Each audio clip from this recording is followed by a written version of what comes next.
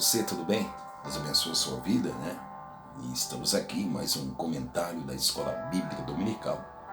E eu quero já te agradecer nesse trimestre que você nos acompanhou, né? E sobre a direção do Espírito Santo, nós aprendemos junto, né? Eu quero te louvar e eu quero te agradecer por desta feita. Já chegamos na 13ª lição, né? E na realidade, o final desse trimestre. Queremos louvar a pessoa do pastor Elianai Cabral, que Deus usou ele poderosamente para nos ensinar também. E a lição 13 tem o tema, né, o sacerdócio celestial.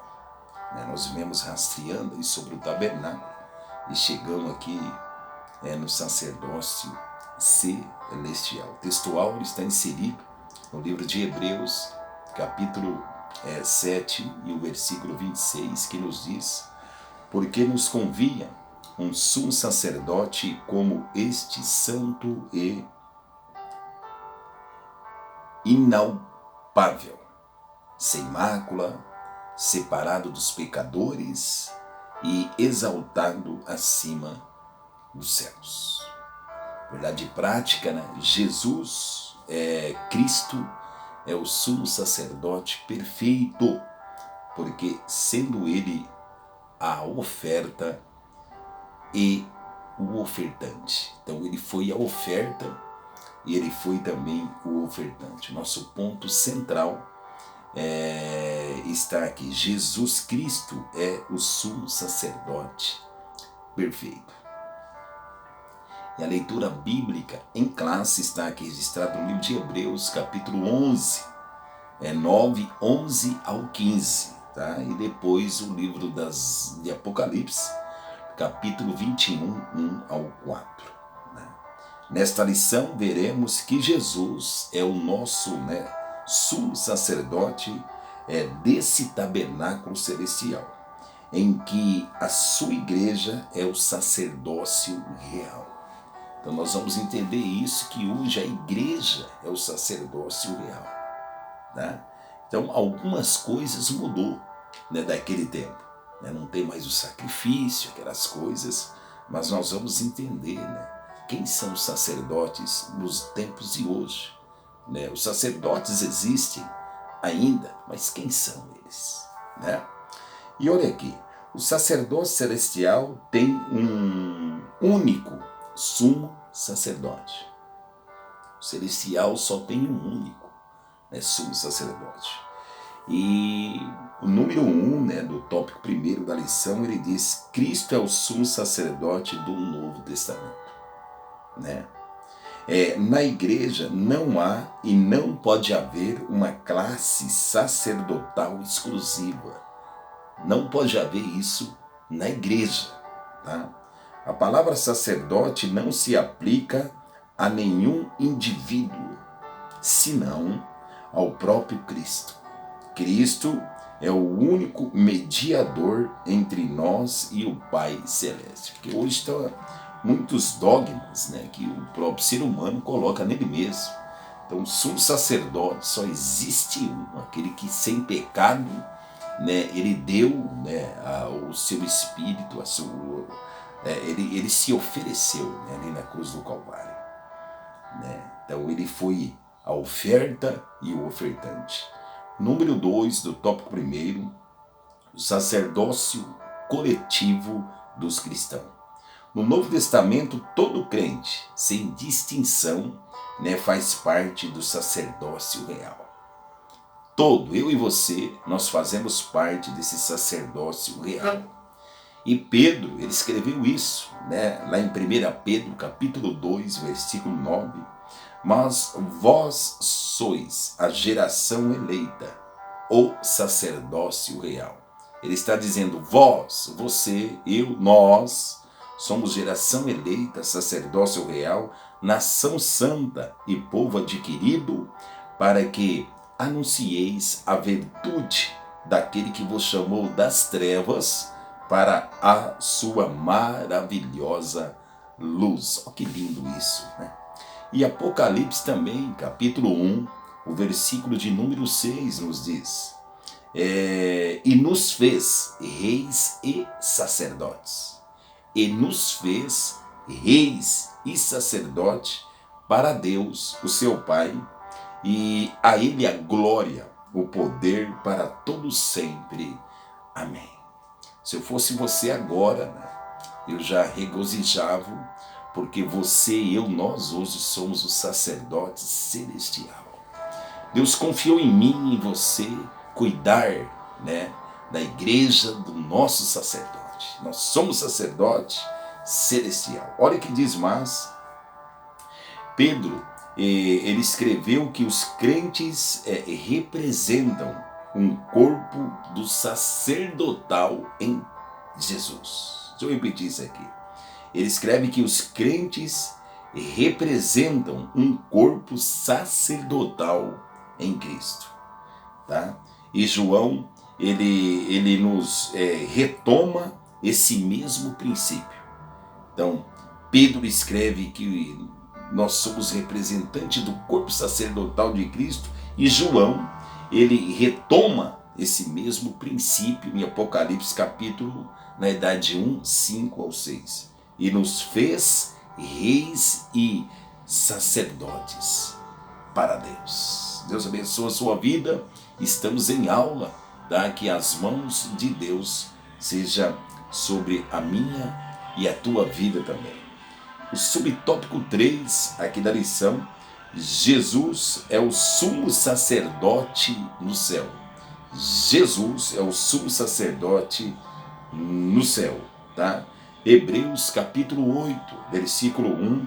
Ora, a suma de que temos dito é que temos um sumo sacerdote, tal qual está assentado nos céus, na destra do trono da majestade, tá? E o versículo de número 2 de Hebreus 8 nos diz: ministrando do santuário, ministro do santuário, e o verdadeiro tabernáculo, o qual o Senhor fundou e não o homem. É só Jesus que fundou o tabernáculo celestial. Então, nós vemos que ele, que é o versículo número 1, o sumo sacerdote, o qual está sentado no céu, à destra do trono.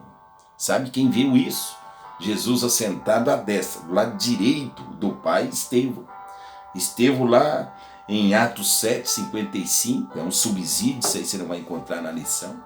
Nós vemos que Estevão, quando ele cheio, né, do Espírito Santo, ele fita, né, os olhos aos céus, e ele vê o quê? Ele vê Jesus sentado à destra, né, como sumo sacerdote celestial. Deus revelou para Estevão, né, na hora que ele estava sendo apedrejado, Deus abriu o céu para Estevão. Deixa eu pegar um gancho e te falar algo aqui. As pedradas é muito, não é? Mas fica tranquilo que no meio dessas pedradas, Deus pode abrir a tua visão espiritual, tá? Como ele abriu a de Estevão. Deixa tacar pedra, só fica firme que algo vai acontecer na sua vida. Receba isso, tá? O tópico 2 da lição, tópico 2, o sacerdócio universal da igreja, tá? E o número 1 diz: uma doutrina bíblica fundada na pedra que é Cristo. É uma doutrina bíblica fundada na pedra que é Cristo. E nós temos, né, nós vemos na Bíblia Sagrada um exemplo, Isaías 28, 16. Olha o que diz: eis que eu assentei em Sião uma pedra já provada, pedra preciosa de esquina. E o Salmo 118, 22, a pedra que os edificadores rejeitaram tornou-se cabeça de esquina. Tá? Efésios capítulo 2, versículo 20, e edificado sobre o fundamento dos apóstolos e dos profetas, de que Jesus Cristo é a pedra da esquina. Olha que Paulo está dizendo aqui. E o que é isso? E o que é pedra? Mateus 16, 18. Olha o que Jesus diz. Pois também te digo, aqui está tendo um diálogo, né? Jesus pergunta o que os homens estão dizendo, quem ele é. Aí Pedro, né? Esse diálogo é particular com Pedro, os apóstolos estavam juntos, mas Jesus dirigiu a Pedro. E você, Pedro, o que você acha? Aí está escrito aqui em Mateus 16, 18, e para nós, estudiosos da Bíblia, a primeira menção da palavra igreja aparece em Mateus 16, 18. Nós não vemos essa palavra no Velho Testamento. Então o que nós analisamos? O segredo, o mistério de Deus ele guardou. Aí ele começa a revelar e revelou através de Jesus aqui em Mateus 16, 18. Igreja, né, para quem não sabe, significa eclésia ou tirado para fora. Tá? Isso quer dizer que nós fomos tirados para fora do mundo, né, cheio de pecado, do jeito que está, eu e você, nós somos tirados para fora. Por isso que eu e você que somos a igreja. Não é o templo, né, aquele dia que nós reunimos. A igreja é eu e você. E olha o que diz aqui, ó, Mateus 16, 18. Pois também eu te digo, é Jesus falando com Pedro, que tu és Pedro, e sobre esta pedra, né, edificarei a minha igreja, e as portas do inferno não prevalecerão contra ela. Então Pedro significa Petros, pedrinha pequena. Então ele está falando, Pedro, você é pedra pequena, né? Mas sobre esta pedra aqui eu vou edificar a minha igreja, e as portas do inferno não vai prevalecer contra ela. Normalmente esse versículo também é usado a Igreja Católica, menciona esse versículo dizendo que Jesus está ali separando Pedro como o primeiro Papa. E não é nada disso. Quando você lê, né, a palavra de Deus, não é nada disso que está dizendo. Né? Pedro é pedrinha pequena, e a igreja foi fundada sobre a pedra de esquina, né, que é o Senhor, o nosso Deus. Né? Falando sobre pedra também, isso aqui não está aí na revista, um subsídio. Daniel capítulo 2, o versículo 45, né? E na realidade o capítulo 2 inteiro de Daniel vai falar é um sonho escatológico, é um sonho ali que Nabucodonosor sonhou, né, sobre as nações, né? E ele vê ali uma estátua, né, cabeça de ouro, o peito era bronze e prata, e né, as coxas de cobre, e a perna dessa estátua era de ferro e de brasa, de barro.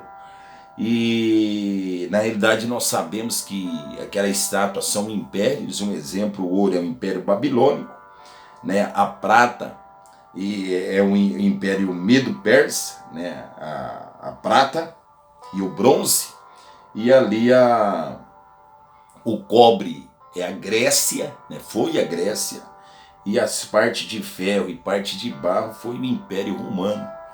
Então isso aí na escatologia, né, a gente vê aquela estátua. Mas o que eu quero dizer sobre pedra nisso aí? E o versículo Daniel 2, 45 fala: foi cortada uma pedra sem mão, e ela esmuiçou o ferro, o cobre, o barro, a prata e o ouro. O que significa? Que quando essa estátua significa os países, alguns caíram, mas eles estão sendo reconstruídos de novo.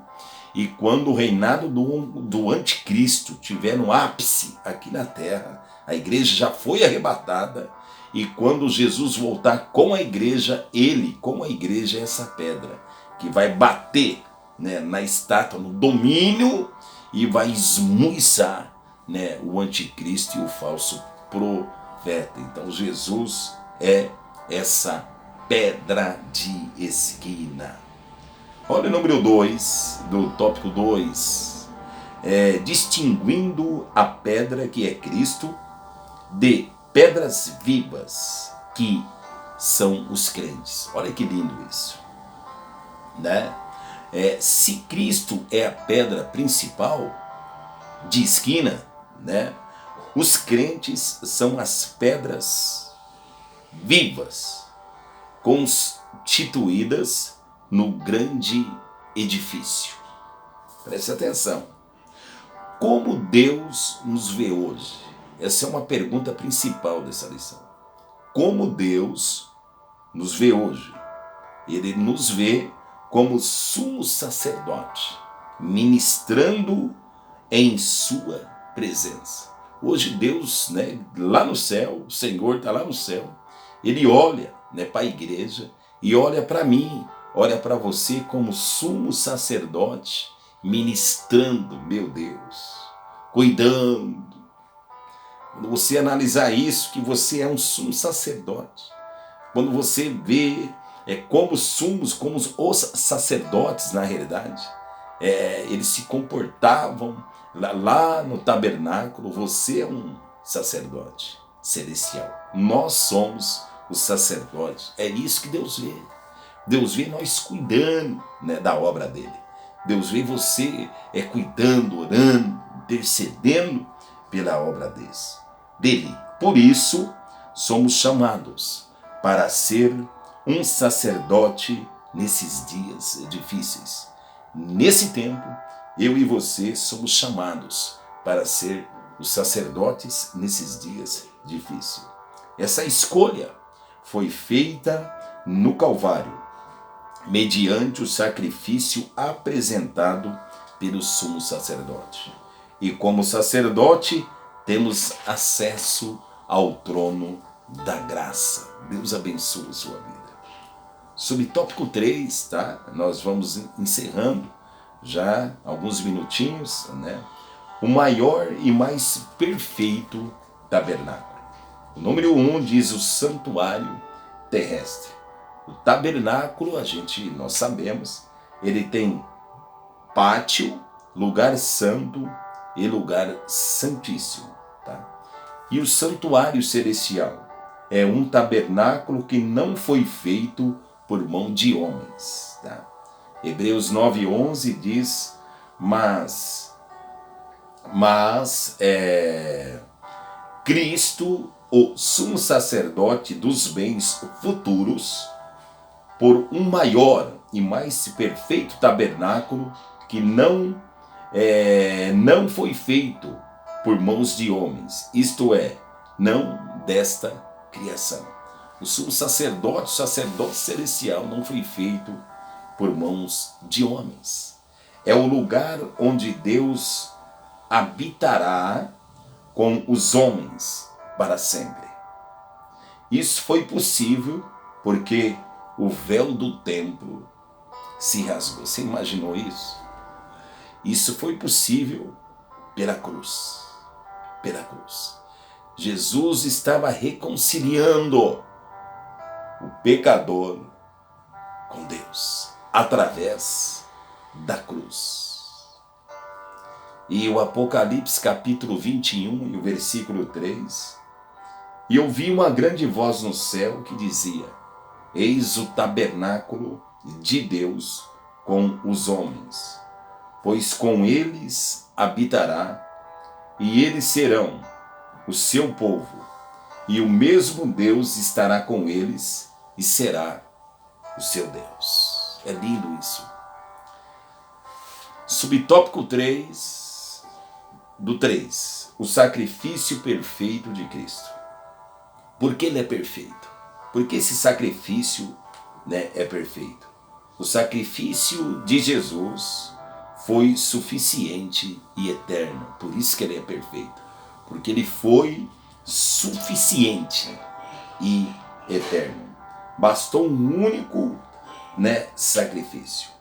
Sua fé tem de ter algo em que se firmar. A nossa fé tem que ter algo em que se firmar. Se desejamos, né, progredir na vida com Deus, temos de ter um fundamento. É necessário, a necessidade na realidade de hoje é que a nossa fé está firmado na rocha. Vamos concluir isso. Vamos concluir. Na aliança antiga, as pessoas comuns não tinham acesso direto ao Santo dos Santos. Aprendemos isso. Mas na nova, qualquer pessoa, independente de sua etnia ou classe, mediante a Cristo, podemos entrar na presença de Deus. Pelo único caminho, que é Jesus. Amém? Deus abençoe a sua vida. Mais uma vez, obrigado. Foi bom para você, peço um favor, dá um joinha aí para o YouTube, enviar também essas mensagens para outras pessoas, e você também pode ser um evangelista aí, evangelizando, através da internet e através da palavra de Deus. Deus abençoe a sua vida. Até mais, tá? Tchau. Deus abençoe. Tchau.